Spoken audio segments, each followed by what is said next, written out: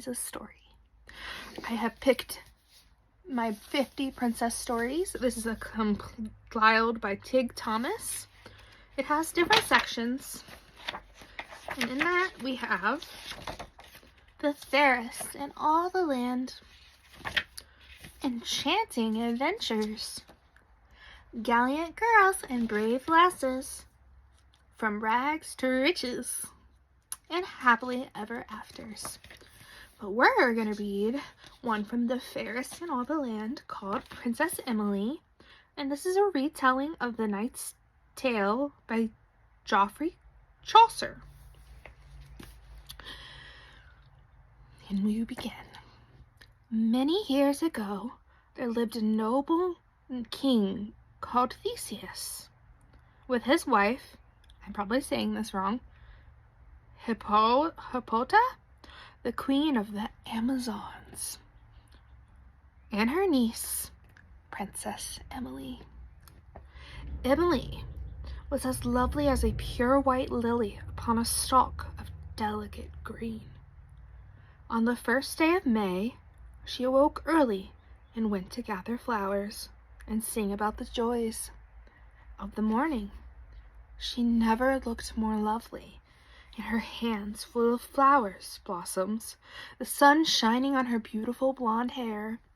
It just so happened that the King Theseus had 2 knights in his prison that day. They had been captured for fighting against him.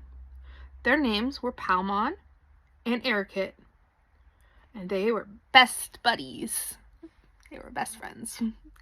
On that day, Palmon heard Emily's beautiful singing, and went to look out the dark window from which he would just catch a glimpse from the garden.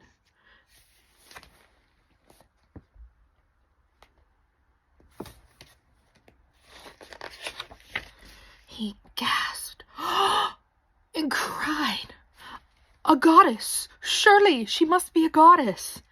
Maybe even Venus herself, the goddess of love." And in that moment, Palmon's heart belonged to Emily forever.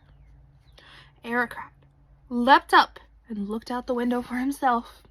"That's no goddess, but the most beautiful human the gods have ever made.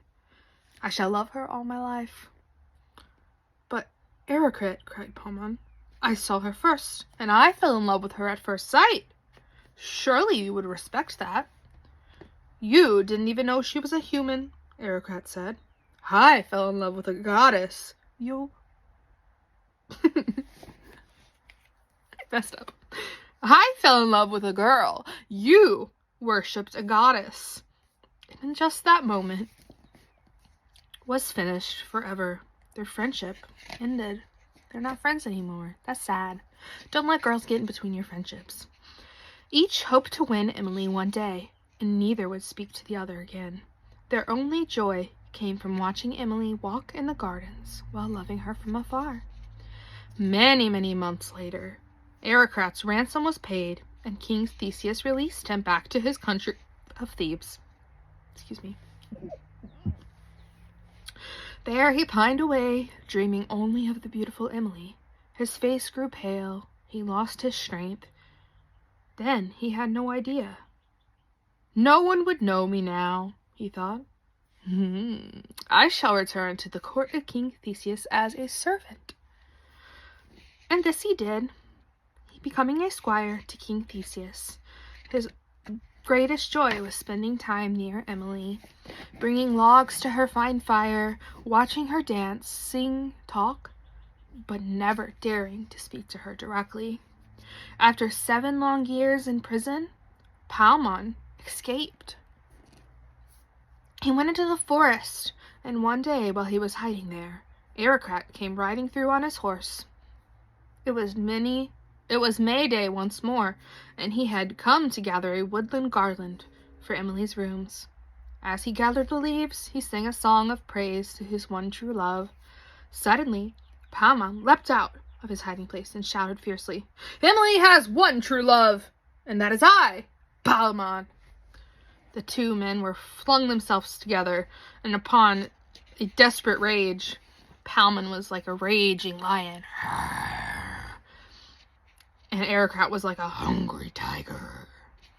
Heavens knows how the fight would have ended, but King Theseus came riding by with the queen and, of course, Princess Emily, and the rest of his court. They found two men, now apart, panting.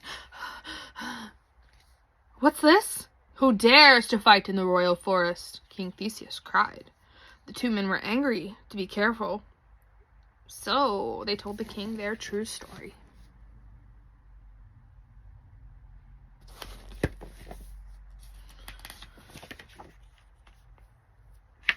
"So, you're Paimon and Ericrat," said Theseus at last. "Paimon, who escaped from my prison, and Ericrat, who has unlawfully returned to my lands. I condemn you both to death."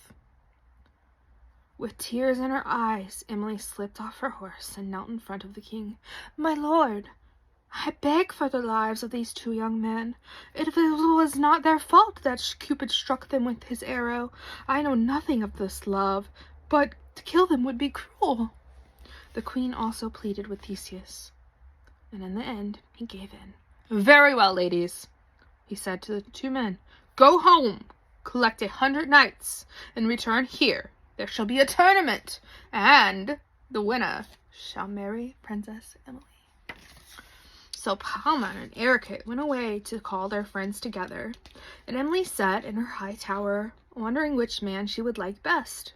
Theseus built a wonderful arena with stands, a jousting ring, 3 temples, one to Mars, the god of war, one to Venus, the goddess of love, and one to Diana, the goddess of young maidens. Paimon and Ericrat returned that night for the tournament. Each of them went to pray for success. Ericrat went to the god of war.